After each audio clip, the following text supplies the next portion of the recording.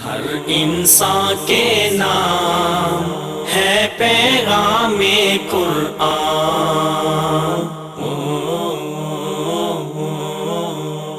ان فی خلق السماوات والارض واختلاف اللیل والنہار، یہ معبود کے کام ہیں۔ ملحد کو بھی اللہ تعالیٰ نے یہ دلائل دیے ہیں کہ وہ بھی سوچے کہ محض اپنی انا پہ اڑ کے یا اپنی عقل کو بہت ہی ہائی فائی سمجھ کے وہ یہ سمجھتا ہے کہ میں اللہ کا انکار دلائل کی بنیاد پہ کر رہا ہوں، اس کے دلائل بڑے کمزور ہیں۔ وہ اس طرح کہ ان فی خلق السماوات والارض، اللہ کی حقیقت کو اگر جاننا ہو، پہچاننا ہو اور اس کے لیے کوئی نشانی اور علامت درکار ہو تو جو لوگ عقل سے کام لیتے ہیں ان کے لیے آسمانوں اور زمین کی ساخت میں، یعنی آسمان کی بناوٹ کو دیکھیں، زمین کی بناوٹ کو دیکھیں، اور اس کی ساری تفاصیل قرآن مجید میں ملتی ہیں۔ رات اور دن کے مسلسل ایک دوسرے کے بعد آنے میں، ان کشتیوں میں جو انسان کے نفع کی چیزیں لیے ہوئے ہیں، دریاؤں اور سمندروں میں وہ چلتی پھرتی ہیں، بارش کے اس پانی میں جسے اللہ اوپر سے برساتا ہے، پھر اس کے ذریعے سے زمین کو زندگی بخشتا ہے، اور اپنے اسی انتظام کی بدولت زمین میں ہر قسم کی جاندار مخلوق کو پھیلا دیتا ہے۔ ہواؤں کی گردش میں اور ان بادلوں میں جو آسمان اور زمین کے درمیان تابع فرمان بنا کر رکھے گئے ہیں، بے شمار نشانیاں ہیں۔ یہ قابل غور چیزیں ہیں۔ انسان سوچے کہ اتنا بڑا آسمان، اتنی بڑی چھت بغیر ستون کے کھڑی ہے، کون ہے جو اس کو سنبھال رہا ہے؟ ہمارے ہاں چھوٹی سی چھت بنتی ہے، نہ بغیر بیم کے بنتی ہے نہ بغیر پلر کے بنتی ہے۔ بڑی سے بڑی چھت بھی اگر بنائی جائے تو بیم اور پلرز کی ضرورت پڑتی ہے، لیکن اتنی بڑی چھت مضبوطی سے قائم، یہ کوئی کون ہے جو اس کو سنبھالے ہوئے ہے؟ اور پھر اس کے اندر جو کچھ ہو رہا ہے وہ الگ۔ زمین کو دیکھیے، اور دن کا آنا، رات کا جانا، اور پھر کبھی رات کا لمبا ہونا اور دن کا چھوٹا ہونا، دن کا لمبا ہونا اور رات کا چھوٹا ہونا، یہ کیا معمولی کام ہے؟ یہ کون کر رہا ہے؟ پھر شپس ہیں، سمندری جہاز ہیں، وہ سمندر پہ چل رہے ہیں، بے شمار تجارت ہوتی ہے، دنیا بھر کی تجارت کا ساز و سامان وہ اٹھا کے جاتے ہیں ایک کونے سے دوسرے کونے تک، پانی کے اوپر چل رہے ہیں۔ یہ کون ہے جو کر رہا ہے یہ سارے کام؟ ایک سوئی ہے، وہ اگر پانی میں ڈال دی جائے تو وہ ڈوب جاتی ہے، مگر اتنا بڑا جہاز، آخر کوئی ایسا سسٹم تو ہے کہ جو پانی کی سطح پر تیر رہا ہے؟ کون ہے اس کو یہ کر رہا ہے؟ پھر آسمان سے جو اللہ تعالیٰ پانی برساتا ہے، ذرا اس پہ بھی انسان غور کرے کہ کس طرح اللہ تعالیٰ قطرہ قطرہ کر کے پانی برسا رہا ہے۔ کوئی ڈیم کا منہ نہیں کھول دیتا کہ پانی ایسے برسا دے کہ ہر شے ڈوب جائے، غرق ہو جائے، بلکہ قطرہ قطرہ بڑے خوبصورت انداز سے کہ جذب بھی ہو جائے اور لوگوں کو نقصان بھی نہ پہنچے، مخلوق نقصان نہ اٹھائے۔ یہ انداز ہیں، اس کو بھی سوچا جائے۔ پھر اسی طرح جب یہ ایک ہی قسم کا پانی زمین پہ گرتا ہے، پانی ایک ہے لیکن زمین سے نکلنے والی چیزیں مختلف ہیں، پھل ہیں، پھول ہیں، پودے ہیں، پھر ان پھلوں اور پودوں کی زندگی سے زمین کے اندر سے بے شمار کیڑے مکوڑے، جانور، وہ سب پیدا ہو جاتے ہیں۔ یہ کون ہے جو کر رہا ہے؟ اور پھر یہ سب جانور پھیل رہے ہیں جس کے الگ فائدے ہیں، جو انسانی خوراک بھی بنتے ہیں، انسان کے لیے آمدنی کا ایک بہت بڑا ذریعہ بھی ہیں۔ پھر ہواؤں کی جو گردش ہے اس پہ بھی کبھی غور کرنا چاہیے۔ کبھی مشرق کی طرف ہوا چل رہی ہے، کبھی شمال کی طرف، کبھی جنوب کی طرف، کبھی مغرب کی طرف، کبھی ٹھنڈی ہے تو کبھی گرم ہے۔ یہ کون کر رہا ہے؟ پھر بادل جو ٹنوں پانی جو ہے اپنے اندر لے کے، یہ پورا بادل جو ہے، پورا جہاز، یہ فضا میں تیرتا ہوا مختلف علاقوں میں پہنچتا ہے اور بارش برساتا ہے۔ نہ اس کے اوپر کوئی شے ہے جو اس کو پکڑ رہی ہو، اور نہ نیچے کوئی شے ہے جو اس کو گرنے سے بچا رہی ہو۔ یہ لٹکا ہوا بادل، تیرتا ہوا بادل، یہ کون اس کو کر رہا ہے؟ یہ سب چیزیں ایسی ہیں کہ لآیات، بڑی نشانیاں اس میں، جو عقل رکھتے ہیں یہ صرف ان کے لیے۔ وَمِنَ النَّاسِ مَن يَتَّخِذُ مِن دُونِ اللَّهِ أَندَادًا، مگر وحدت خداوندی پر دلالت کرنے والے یہ بے شمار آثار ان کے ہوتے ہوئے بھی کچھ لوگ ایسے بھی بدبخت ہیں جو اللہ کے سوا دوسروں کو اس کا ہمسر اور مد مقابل بناتے ہیں۔ وہ کہتے ہیں نہیں، اللہ تعالیٰ اکیلا نہیں یہ کام کر سکتا، اس کو مددگاروں کی ضرورت ہے، اس کو چند اور خداؤں کی بھی ضرورت ہے۔ یہی وہ خدا ہیں جن سے ہمارا تعلق ہوتا ہے، اور پھر یہ آگے ہماری بات اللہ تک پہنچاتے ہیں، ند بناتے ہیں، شریک بناتے ہیں۔ یحبونہم کحب اللہ، وہ ان خداؤں کے ایسے گرویدہ ہیں جیسے اللہ کے ساتھ گرویدگی ہونی چاہیے۔ حالانکہ ایمان رکھنے والے لوگ سب سے بڑھ کر اللہ کو محبوب سمجھتے ہیں، وہ کسی اور کی طرف نہیں دیکھتے، وہ صرف اللہ کی طرف دیکھتے ہیں، اس سے ہی محبت کرتے ہیں۔ وہ دوسرے سارے سہاروں کو چھوڑ دیتے ہیں اور جانتے ہیں کہ اللہ واحد ہے جو اس پوری کائنات کو چلا رہا ہے، اسی کا مالک ہے، وہی مخلوق، وہی خالق ہے، اور اس کے علاوہ جو چیز بھی ہے وہ مخلوق ہے، وہ اللہ نہیں ہے۔ اس لیے وہ اللہ سے محبت کرتے ہیں اور اس محبت میں بڑے شدید ہیں۔ وَلَوْ يَرَى الَّذِينَ ظَلَمُوا إِذْ يَرَوْنَ الْعَذَابَ أَنَّ الْقُوَّةَ لِلَّهِ جَمِيعًا، کاش جو کچھ عذاب کو سامنے دیکھ کر انہیں سوجنے والا ہے وہ آج ہی ان ظالموں کو سوج جائے، آج پتہ چل جائے کہ کل کی جو سزا ہے وہ بہت بڑی ہے۔ شرک کی سزا، شرک ظلم ہے اور شرک کرنے والا ظالم ہے۔ اس لیے دنیا میں ہی اگر اس کو یہ پتہ چل جائے کہ شرک کی کتنی بھیانک سزا ہے تو وہ کبھی بھی شرک نہ کرے، اور وہ پکار اٹھے کہ ساری طاقتیں اور سارے اختیارات اللہ ہی کے قبضے میں ہے، اور یہ کہ اللہ سزا دینے میں بھی بہت سخت ہے۔ جب وہ سزا دے گا اس وقت کیفیت یہ ہوگی کہ وہی پیشوا اور رہنما جن کی دنیا میں پیروی کی گئی تھی اپنے پیروکاروں سے لا تعلقی ظاہر کریں گے مگر سزا پا کر رہیں گے، اور ان کے سارے اسباب و وسائل کا سلسلہ کٹ جائے گا۔ بے بسی ظاہر کریں گے وہ خدا، جن کو مانا گیا وہ خود بے بس ہو جائیں گے، اور بے بسی کے عالم میں اپنے ماننے والوں کو کہیں گے کہ ہم تم سے بری، ہمارا تم سے کوئی تعلق نہیں، ہم نے تمہیں کبھی نہیں کہا تھا کہ تم ہمیں خدا بناؤ یا ہمیں خدائی کا درجہ دے دو، جاؤ خود بھگتو۔ اب اسباب سارے کٹ جائیں گے۔ ایک بہت بڑا سبب جب کٹ گیا تو باقی کیا رہا؟ جن کو خدا بنایا گیا انہوں نے نہ کر دی، انہوں نے لا تعلقی کا اظہار کر دیا، بیزاری کا اظہار کر دیا، تو باقی انسان کے پاس وہاں کیا رہا؟ نہ عمل، نہ کوئی اور سہارا۔ تو اس موقع پر یہی لوگ کہیں گے وقال الذین اتبعوا، اور وہ لوگ جو دنیا میں ان کی پیروی کرتے تھے کہیں گے کہ کاش ہم کو بھی پھر ایک موقع دیا جاتا تو جس طرح آج یہ ہم سے بیزاری کا اظہار کر رہے ہیں ہم بھی ان سے بیزاری کا اظہار کر کے دکھا دیتے۔ یوں اللہ ان لوگوں کے وہ اعمال جو یہ دنیا میں کر رہے ہیں ان کے سامنے اس طرح لائے گا کہ یہ حسرتوں اور پشیمانیوں کے ساتھ ہاتھ ملتے رہ جائیں گے مگر آگ سے نکلنے کی کوئی راہ نہیں پائیں گے۔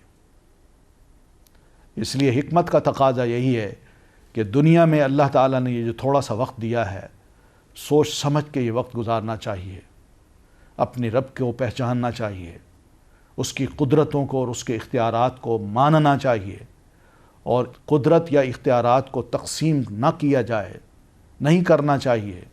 یہی توحید ہے، یہی برحق پیغام ہے، اور اسی کو لے کے چلنا ہے۔ یا ایھا الناس کلوا مما فی الارض حلالا طیبا، لوگو زمین میں جو حلال اور پاکیزہ چیزیں ہیں انہیں کھاؤ۔ یہ ایک شرط ہے، زمین میں جو چیزیں ہیں بس ان کو دو صورتوں میں کھاؤ۔ پہلی صورت یہ کہ وہ حلال ہو، حرام نہ ہو۔ شریعت نے جس کو حرام قرار دیا ہے وہ حرام ہوگا، اور شریعت نے جس کو حلال قرار دیا ہے وہ حلال ہوگا۔ حرام نہ ہو، حلال ہو، پہلی بات، یا حلال ذریعہ ہو، اور دوسری شرط یا دوسری بات کہ وہ طیب ہو، پاکیزہ ہو، بوسیدہ نہ ہو، پرانا نہ ہو، تازہ ہو، طیب ہو. بس یہ 2 شرطیں ہیں، پھر انسان کھا سکتا ہے. سور حلال نہیں ہے، شراب حلال نہیں ہے، نجس ہے، ناپاک چیز ہے، اس کو طیب نہیں کہا گیا. حلال وہ بھی حلال ہے جس کو اللہ نے حلال قرار دیا اور نبی علیہ الصلاۃ والتسلیم نے وحی کے ذریعے اس کو حلال قرار دیا ہے. اور اسی طرح حرام وہ بھی حرام ہے جس کو اللہ اور اس کا رسول حرام قرار دیں. وَلَا تَتَّبِعُوا خُطُوَاتِ الشَّيْطَانِ، اس سلسلے میں شیطان کے بتائے ہوئے راستوں پر مت چلنا کہ تم حلال کو حرام کر دو اور حرام کو حلال کر دو. إِنَّهُ لَكُمْ عَدُوٌّ مُّبِينٌ، یقین مانو کہ وہ تمہارا بڑا کھلا دشمن ہے. إِنَّمَا يَأْمُرُكُمْ بِالسُّوءِ وَالْفَحْشَاءِ، وہ تمہیں حکم دیتا ہے کہ تم بدی کرو، برائی کرو، برے کام کرو، والفحشاء اور بے حیائی کے کام کرو جو حرام ہیں. وَأَن تَقُولُوا عَلَى اللَّهِ مَا لَا تَعْلَمُونَ، اور یہ بھی حکم دیتا ہے کہ تم اللہ کے بارے میں یا اللہ پر وہ باتیں کرو جو تم نہیں جانتے. مراد یہ ہے کہ جو حرام چیزیں ہیں ان کو تم جائز سمجھ لو، یا تمہیں وہ سجھا دے کہ یہ چیزیں جائز ہو سکتی ہیں. مثلا غیر اللہ کے نام پہ اہل مکہ جو دیا کرتے تھے، شیطان نے ان کو سجھا رکھا تھا اس سے پاکیزہ خوراک ہو ہی نہیں سکتی. شیطان نے ان کو یہ سجھا دیا تھا، اور پھر وہ لوگوں سے کہتے تھے کہ یہ اللہ کا کہا ہے، یہ حرام کیسے ہے، یہ تو حلال ہے.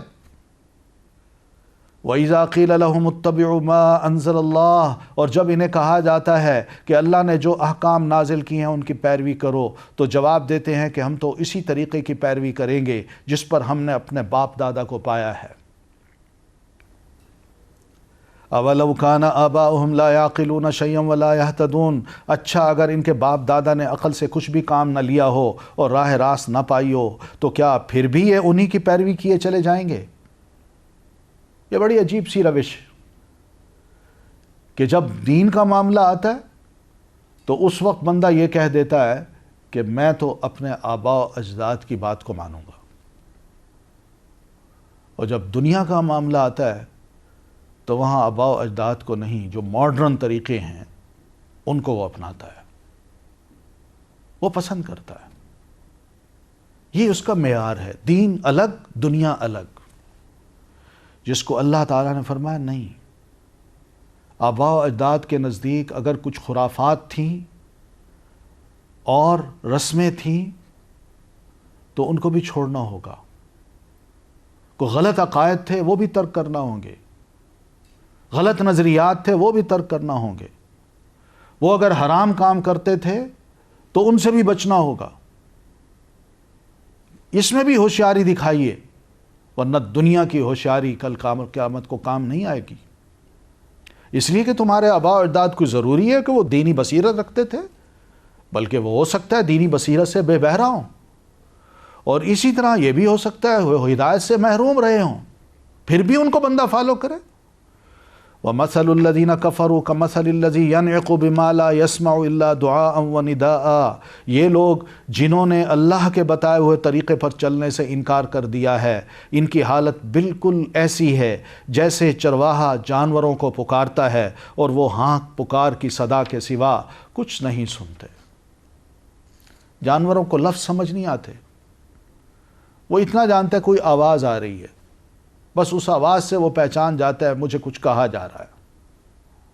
صم بکم عمی فہم لا یعقلون، یہ بہرے ہیں، گنگے ہیں، اندھے ہیں، اس لیے کوئی بات ان کی سمجھ میں نہیں آتی. یعنی انسان کے پاس کان ہو، آنکھ ہو، زبان ہو، اس کا استعمال نہ کرے تو یہ تو پھر جانور سے بھی بدتر ہوا. یا ایھا الذین آمنوا، اے لوگو جو ایمان لائے ہو، اگر تم حقیقت میں اللہ ہی کی بندگی کرنے والے ہو تو جو پاک چیزیں ہم نے تمہیں بخشی ہیں انہیں بے تکلف کھاؤ اور اللہ کا شکر ادا کرو. مراد یہ کہ حرام چیزوں کی طرف نہیں جانا، اس سے بچنا ہے. کیوں؟ ان اللہ طیب لا يقبل الا طیبا، اللہ طیب ہے، اور طیب کو ہی پسند کرتا ہے۔ طیب کو لینا چاہیے، حرام سے بچنا چاہیے۔ آمدنی کا کوئی ذریعہ بھی ہو، اس میں طیب پاکیزہ، جس میں نہ جھوٹ شامل ہو، نہ ملاوٹ شامل ہو، نہ سود شامل ہو، اور نہ ہی کوئی اور بری چیز شامل ہو جس سے وہ طیب چیز مشکوک بن جائے اور ہماری اس بدعملی کی وجہ سے وہ طیب چیز حرام ہو جائے۔ اس لیے صاف فرمایا جو ہم رزق دیتے ہیں تمہیں، ان میں سے جو طیب چیزیں ہیں ان کو کھایا کرو، آمدنی بھی طیب ہو اور کھانا پینا بھی طیب ہو، اور ایسی چیزوں کو کھا کے اللہ کا شکر ادا کیا کرو کہ اللہ تیرا شکر ہے کہ تم نے حلال نصیب کیا، طیب نصیب کیا۔ نہ صرف میں کھا رہا ہوں بلکہ اپنی اولاد کو بھی کھلا رہا ہوں، اپنی بیوی کو بھی کھلا رہا ہوں، اپنے والدین کو بھی کھلا رہا ہوں۔ ورنہ اس کے اثرات، حرام کے اثرات نہ صرف انسان کی ذات پہ پڑتے ہیں بلکہ اس کا خون بچوں میں بھی منتقل ہوتا ہے، اور عادات بھی بدل جاتی ہیں، سوچ بھی بدل جاتی ہے۔ یہ اس کے اثرات ہیں، بہت برے اثرات ہیں۔ اس لیے فرمایا ان کنتم ایاہ تعبدون، اگر واقعی تم اللہ کی بندگی کرنے والے ہو تو یہ کام کرنا۔ اور باقی سنو، انما حرم علیکم المیتہ، اللہ کی طرف سے اگر کوئی پابندی تم پر ہے تو وہ یہ ہے کہ تم مردار نہ کھاؤ، خون سے اور سور کے گوشت سے پرہیز کرو، اور کوئی ایسی چیز نہ کھاؤ جس پر اللہ کے سوا کسی اور کا نام لیا گیا ہو۔ یہ پابندیاں ہیں۔ مردار سے مراد یہ ہے کہ ایک ایسا حلال جانور جو مر گیا، ذبح نہیں ہو سکا، اب اس کو نہیں کھانا۔ مرغی ہے، بکری ہے، دمبا ہے، مر گیا ہے تو اب اس کو ضائع کر دیجئے۔ یہ نہیں ہوگا کہ اس کا گوشت بازار میں لا کے بیچا جائے اور حرام لوگوں کو کھلایا جائے۔ اسی طرح جو ذبح کرتے وقت خون گرتا ہے گردن سے، وہ خون دم ہے، جس کو دم مسفوح بھی کہتے ہیں۔ اس خون کو جاہلیت کے دور میں، اور آج بھی بہت سی ایسی قومیں ہیں، وہ اس خون کو جمع کرتی ہیں، جماتی ہیں، پھر پکاتی ہیں اور کھاتی ہیں۔ اس کو بھی اللہ نے حرام قرار دیا۔ وَلَحْمَ الْخِنْزِيرِ، اور خنزیر کا گوشت کا ذکر اس لیے کیا ہے کہ وسط گوشت سمیت ہر شے جو ہے نا خنزیر کی، وہ حرام ہے، وہ تو سرتاپا حرام ہے۔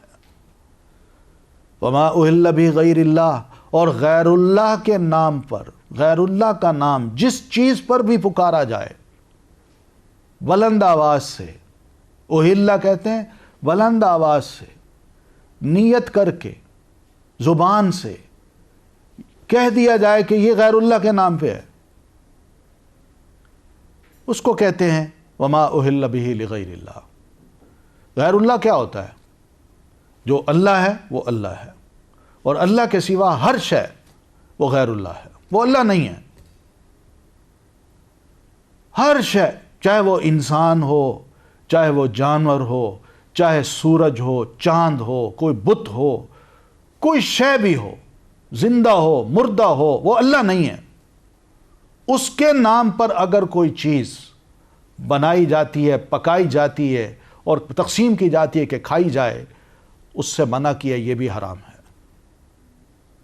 فَمَنِ اسْتُرَّ غَيْرَ بَاغٍ وَلَا عَادٍ فَلَا إِثْمَ عَلَيْهِ، تو جو شخص مجبوری کی حالت میں ہو، یعنی اس کی جان جاتی ہو، مجبور ہو جائے کہ حلال نہیں مل رہا، یہی حرام ہی ہے جو میرے سامنے پڑا ہے، جان بچانی ہے، تو ایسا بندہ کھا سکتا ہے اس چیز کو، بشرطے کہ وہ قانون شکنی کا ارادہ نہ رکھتا ہو اور یا ضرورت کی حد سے تجاوز نہ کرے، یعنی دل سے اس کو نہ چاہتا ہو، اور اگر اجازت دے بھی دیے تو اتنی کھائے کہ اس کی جان بچ جائے، پیٹ بھر کے نہ کھائے پھر۔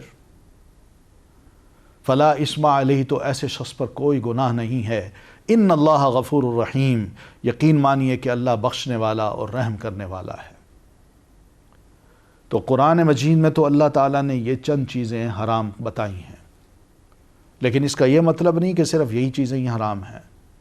پیارے رسول صلی اللہ علیہ وسلم نے بھی اپنی احادیث پاک میں کچھ مزید چیزوں کا بھی ذکر کیا ہے کہ یہ چیزیں بھی حرام ہیں۔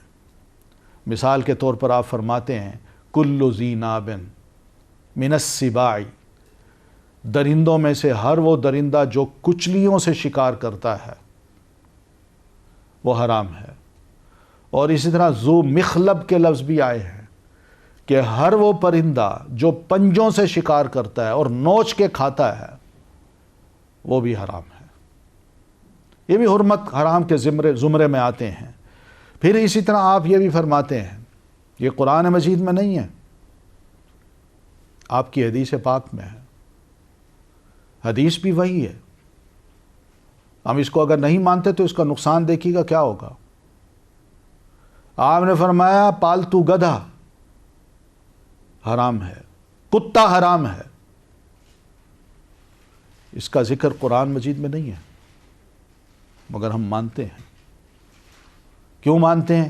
اس لیے کہ حدیث کو مانتے ہیں، اللہ کے رسول صلی اللہ علیہ وسلم کی باتوں کو مانتے ہیں۔ پھر اسی طرح وہ چیز بھی حرام ہے جو غیر شرعی طریقے سے ماری گئی ہو، یعنی جھٹکے سے انسان کسی شے کو قتل کر دے تو وہ بھی شرعی طریقہ نہیں ہے ذبح کرنے کا، وہ بھی حرام ہوگا۔ پھر اسی طرح حلال میں حرام کو مکس کر دیا جائے یا حرام میں حلال کو ڈال کے پکایا جائے، جیسے مثال کے طور پر مچھلی ہے، فش ہے، یہ جب کڑھائی میں ڈالتے ہیں تو اسی کڑھائی میں سور بھی بن رہا ہے، اسی کڑھائی میں جھٹکے کا گوشت بھی ابل رہا ہے، پکایا جا رہا ہے، اور اسی کڑھائی میں یہ چیز بھی مچھلی بھی ڈال دی گئی ہے، تو اب اس میں حرام مل گیا ہے، اس سے بھی بچنا ہے۔ تو اس طرح کی بہت سی چیزیں ہیں جس سے مسلمان کو محتاط رہنا چاہیے۔ چند چیزیں ہیں جو اللہ نے حرام کی ہیں جن کا ذکر قرآن اور حدیث میں آ گیا ہے، اور اس کے علاوہ باقی چیزیں حلال ہیں۔ ان الذین یکتمون ما انزل اللہ من الکتاب، حق یہ ہے کہ جو لوگ ان احکام کو چھپاتے ہیں جو اللہ نے اپنی کتاب میں نازل کیے ہیں اور تھوڑے سے دنیوی فائدوں پر انہیں بھیک چڑھاتے ہیں، وہ دراصل اپنی پیٹ میں آگ بھر رہے ہیں، یعنی محض وقتی فائدے کے لیے، وقتی لذت کے لیے اس حرام کو اپنے لیے حلال بنا لیتے ہیں، جبکہ شریعت میں نبی علیہ الصلاۃ والتسلیم فرماتے ہیں ان الحلال بین و ان الحرام بین، حلال میری شریعت میں بالکل واضح ہے اور میری شریعت میں حرام بھی بالکل واضح ہے، وبینہما مشتبہات، مگر ان دونوں کے درمیان چند چیزیں ایسی ہیں جو بندے کو شبہ میں ڈال دیتی ہیں کہ کیا یہ حلال ہے یا حرام۔ آپ فرماتے ہیں جو ان شبہ والی چیزوں سے اپنے آپ کو بچا لیتا ہے، پرے رہتا ہے، وہ اپنے دین کو اور اپنی عزت کو بچا لیتا ہے۔ سوچئے کتنا بڑا فرق ہے۔ ضرور ہم نے شبہ والی چیزوں میں پڑھنا ہے، کیا حلال چیزیں نصیب نہیں ہوتی مارکیٹ میں؟ ضرور شبہ والی چیز میں جانا ہے کہ واقعی یہ حلال ہے کہ نہیں، بچنا چاہیے ایسی چیزوں سے۔ اس لیے فرمایا اولئک ما یاکلون فی بطونہم من النار، جو ان چیزوں کی پرواہ نہیں کرتے وہ دراصل اپنے پیٹ میں آگ بھر رہے ہیں۔ قیامت کے روز اللہ ہرگز ان سے بات نہیں کرے گا، اتنا سخت ناراض ہوگا، نہ انہیں پاکیزہ ٹھہرائے گا، یعنی ان کے گناہ معاف نہیں کرے گا، اور ان کے لیے دردناک سزا ہے۔ اولئک الذین اشتروا الضلالۃ بالہدی، اصل میں یہ لوگ وہ ہیں جنہوں نے ہدایت کے بدلے ضلالت خرید لی، شبہ کی چیزوں میں پڑ گئے، حلال کو چھوڑ کے حرام کو اپنا لیا، اور مغفرت کے بدلے عذاب مول لے لیا۔